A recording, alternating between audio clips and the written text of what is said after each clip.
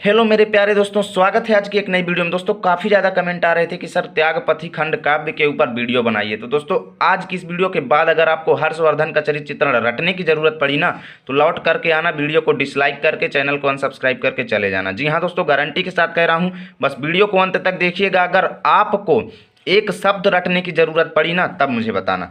चलिए देखते हैं दोस्तों कैसे इनका हम हर्षवर्धन जी का चरित्र चित्रण करेंगे। एक एक चीज अच्छे से एक्सप्लेन करने वाला हूं, तो वीडियो में शुरू से अंत तक जुड़े रहें। तो चलिए देखते हैं।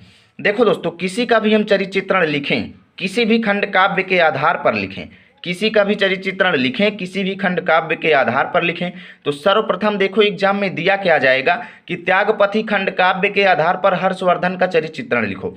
तो हम देखो कैसे करेंगे। सर्वप्रथम हम क्या लिख देंगे कि त्यागपथी खंड काव्य के आधार पर, ध्यान दीजिएगा, त्यागपथी खंड काव्य के आधार पर हर्षवर्धन का चरित्र चित्रण इस प्रकार है। क्या लिखेंगे? त्यागपथी खंड काव्य के आधार पर हर्षवर्धन का चरित्र चित्रण इस प्रकार है। तो चलिए मैं आप सभी के सामने लिखता हूं, फिर उसके बाद हम देखेंगे कैसे क्या चरित्र चित्रण लिखना है।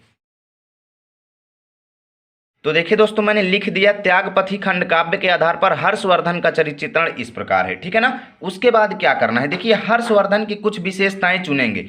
हर्षवर्धन की कुछ विशेषताओं में हम क्या क्या लिखेंगे, देखिए मैं बता रहा हूं आपको। उनकी सबसे पहली विशेषता है दोस्तों कि वो एक बहुत ही महान और श्रेष्ठ शासक थे। क्या थे?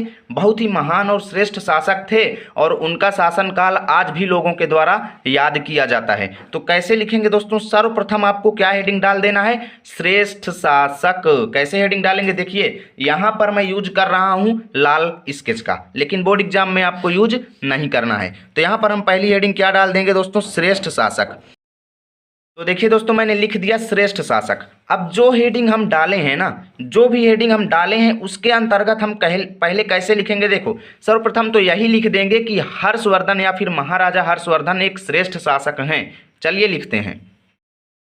तो देखिए दोस्तों, मैंने लिख दिया कि महाराज हर्षवर्धन एक श्रेष्ठ शासक हैं।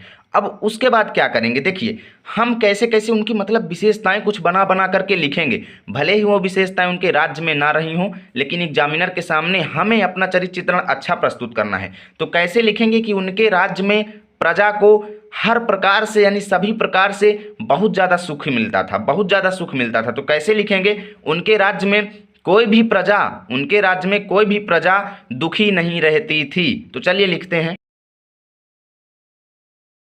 तो देखिए दोस्तों, मैंने लिख दिया उनके राज्य में प्रजा को किसी भी प्रकार की कोई समस्या का सामना नहीं करना पड़ता था, ठीक है ना। हमेशा उनके राज्य में न्याय और सत्यता का जो है प्रमुख स्थान था ना। तो कैसे लिखेंगे? सत्य और न्याय प्रियता का उनके राज्य में प्रमुख स्थान था। तो चलिए लिखते हैं।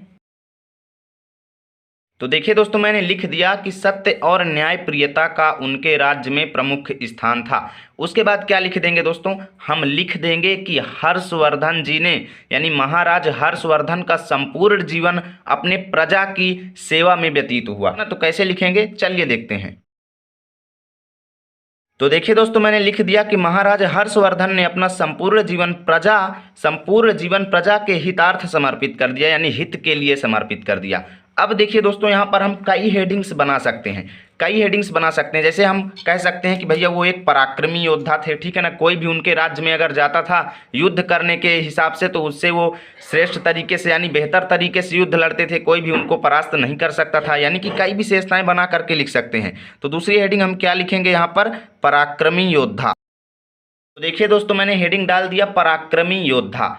अब इस हेडिंग के अंतर्गत तो सबसे पहले ही लिख देंगे कि महाराज हर्षवर्धन एक पराक्रमी योद्धा थे। तो चलिए लिखता हूं। तो देखिए दोस्तों, मैंने लिख दिया महाराज हर्षवर्धन एक पराक्रमी योद्धा थे। उसके बाद क्या लिखेंगे? कोई भी राजा उन्हें परास्त नहीं कर सकता था। चलिए लिखते हैं। तो देखिए दोस्तों, मैंने लिख दिया कोई भी राजा उन्हें परास्त नहीं कर सकता था। अब इसके बाद क्या लिखेंगे दोस्तों? कि कोई भी दुश्मन उनके आगे या उनके तेज के आगे ठहर नहीं सकता था, ठीक है ना। तो चलिए लिखते हैं। तो देखिए दोस्तों, मैंने लिख दिया कोई भी दुश्मन उनके तेज के आगे ठहर नहीं सकता था, ठीक है ना। अब इसके बाद क्या लिखेंगे? आज भी उनके इस तेज को भारतीयों द्वारा याद किया जाता है। तो चलिए लिखते हैं। तो देखिए दोस्तों, मैंने लिख दिया कि आज भी उनके तेज को भारतीयों द्वारा याद किया जाता है। अब देखिए इस हेडिंग के अंतर्गत बस हम इतना ही लिखेंगे, और देखिए कई हेडिंग्स बना सकते हैं। देख सकते हो हमने इतना लिख डाला है बना बना करके, ठीक है ना। बोर्ड एग्जाम में हमें 80 शब्द में आंसर देना है, ज़्यादा बड़ा आंसर नहीं लिखना है। अगली हेडिंग हम क्या लिख सकते हैं दोस्तों, कि वो अपने भाई बहन माता पिता के परम भक्त थे, ठीक है ना, यानी उनसे अत्यधिक स्नेह करते थे। तो कैसे लिखेंगे अगली हेडिंग लिखेंगे आदर्श पुत्र एवं भातृ प्रेमी, ठीक है ना। तो चलिए लिखते हैं। तो देखिए प्यारे दोस्तों, मैंने लिख दिया आदर्श पुत्र एवं भातृ प्रेमी। देखिए मैं आपको बता दूं, बोर्ड एग्जाम में आपको हेडिंग काले स्केच पेन से डालना है या फिर डार्क ब्लैक पेन का यूज कर लीजिएगा मेरे प्यारे दोस्तों, लाल स्केच का यूज मत कीजिएगा, ठीक है ना। आदर्श पुत्र एवं भातृ प्रेमी के हेडिंग के अंतर्गत तो सबसे पहले ही लिख देंगे कि हर्षवर्धन अपने माता पिता, अपने भाई बहन प्रत्येक से अत्यंत प्रेम करते थे। तो चलिए भैया लोगों लिखते हैं। तो देखिए दोस्तों, मैंने लिख दिया कि हर्षवर्धन अपने माता पिता और भाई बहन से अत्यंत प्रेम करते थे, ठीक है ना। इस तरीके से मैंने लिख दिया। अब आगे हम लिख सकते हैं दोस्तों, अब आगे हम क्या लिख सकते हैं कि वो अपने माता पिता की हर आज्ञा का पालन करते थे, ठीक है ना। तो चलिए लिखते हैं। तो देखिए दोस्तों, मैंने लिख दिया कि वह अपने माता पिता की प्रत्येक आज्ञा का पालन करते थे। आगे हम क्या क्या लिख सकते हैं कि वो हमेशा अपने भाई बहन एवं माता पिता का सम्मान करते थे। तो चलिए लिखते हैं। तो देखिए दोस्तों, मैंने लिख दिया कि वो हमेशा अपने माता पिता भाई बहन का सम्मान करते थे, ठीक है ना। वो अपने, देखिए कैसे लिखेंगे, वो अपने भाई बहन के ना होते हुए भी, जैसे भाई बहन उनके कहीं पर चले जाते थे ना, तो घर का पूरा कार्यभार वो संभालते थे। तो चलिए लिखते हैं। तो देखिए दोस्तों, मैंने लिख दिया कि भाई के घर पर ना होने पर भी वो घर की देखरेख करते थे। अब देखिए 3 हेडिंग्स हमने लिख दिया, हमें 5 हेडिंग लिखने हैं। तो चौथी हेडिंग हम क्या लिख सकते हैं, देखिए मैं आपको बता दूं, चौथी हेडिंग हम अपने हिसाब से देश प्रेमी भी लिख सकते हैं, ठीक है ना, देश प्रेमी। तो चलिए यहाँ पर लिखते हैं चौथी हेडिंग। तो देखिए दोस्तों, मैंने लिख दिया देश प्रेमी। अब इस अंतर्गत हम क्या क्या लिख सकते हैं, हर्षवर्धन के अंदर देश प्रेम की भावना कूट कूट करके भरी है। तो चलिए लिखते हैं। तो देखिए दोस्तों, मैंने लिख दिया कि महाराज हर्षवर्धन में देश प्रेम की भावना कूट कूट कर भरी है। अब देखिए आगे हम इसमें क्या क्या बना करके लिख सकते हैं। अब देखिए आगे हम क्या लिख सकते हैं दोस्तों, कि वो अपने देश की एकता और संस्कृति की रक्षा करने के लिए बड़े से बड़े युद्ध को लड़ने में कभी नहीं डरते थे। तो कैसे लिखेंगे, देखिए। तो देखिए दोस्तों, मैंने लिख दिया कि वो अपने देश की एकता एवं संस्कृति की रक्षा करने में कभी भी कोई युद्ध लड़ सकते थे, ठीक है ना। अब कैसे लिखेंगे, देखिए आगे हम और इसको बना बना करके लिखेंगे। देखिए अपने राज्य के साथ साथ वो देश की सेवा भी करते थे। तो चलिए लिखते हैं। तो देखिए दोस्तों, मैंने लिख दिया कि वो अपने राज्य के साथ साथ अपने देश की सेवा भी करते थे। तो ध्यान से देखिए दोस्तों, मैंने एक पेज लिख डाला और बना बना करके, देख सकते हो पूरा मैं आपको शुरू से अंत तक दिखा रहा हूं, देख लीजिए, ठीक है ना। अब आगे इसमें हम एक हेडिंग और डालेंगे। चलिए चलते हैं नेक्स्ट पेज पर। तो दोस्तों हम आ चुके हैं नेक्स्ट पेज पर, और यहाँ पर देखिए हम क्या उनके बारे में लिख सकते हैं कि भैया वो धर्म परायण थे, धर्म के पालक थे, धर्म परायण थे, धर्म का भी हमेशा ध्यान रखते थे। तो चलिए देखते हैं, अगली हेडिंग हम डालते हैं यहाँ पर, 5वीं हेडिंग। तो देखिए दोस्तों, मैंने लिख दिया धर्मपरायण, ठीक है ना, मैंने लिख दिया धर्मपरायण। अब इसके बाद देख लिखेंगे कि हर्षवर्धन एक धर्मपरायण पुरुष थे। तो चलिए लिखते हैं। तो देखिए दोस्तों, मैंने लिख दिया हर्षवर्धन एक धर्मपरायण पुरुष थे। अब और क्या क्या इसमें लिख सकते हैं, देखिए।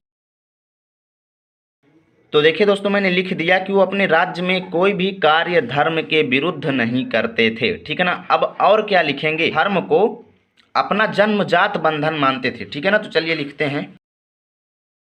तो देखिए दोस्तों, मैंने लिख दिया कि वो धर्म को अपना जन्मजात बंधन मानते थे। अब देखिए यहाँ पर और क्या लिखेंगे। अब जो इतना इस हेडिंग के अंतर्गत हमने इतना लिख दिया ना, अब लास्ट की जो 2-3 लाइनें हैं, इस हेडिंग को बड़ा कैसे दिखाएंगे। यहाँ पर हम लिख देंगे कि निष्कर्ष रूप में कहा जा सकता है, सभी चरित्र चित्रण लिखते समय आपको ऐसा ही करना है। अतः निष्कर्ष रूप में कहा जा सकता है कि, चलिए मैं लिखता हूँ। तो देखिए दोस्तों, मैंने लिख दिया कि अतः निष्कर्ष रूप में कहा जा सकता है कि, अब देखिए बारी बारी से जितनी भी हेडिंग्स हमने लिखी है ना, सबको लिख देंगे। जैसे कहा जा सकता है कि हर्षवर्धन एक श्रेष्ठ शासक, जो पहली हेडिंग हमने लिखा, हर्षवर्धन एक श्रेष्ठ शासक, धर्मपरायण, पराक्रमी योद्धा, ठीक है ना, कई चीजें लिखेंगे। तो चलिए लिखते हैं दोस्तों।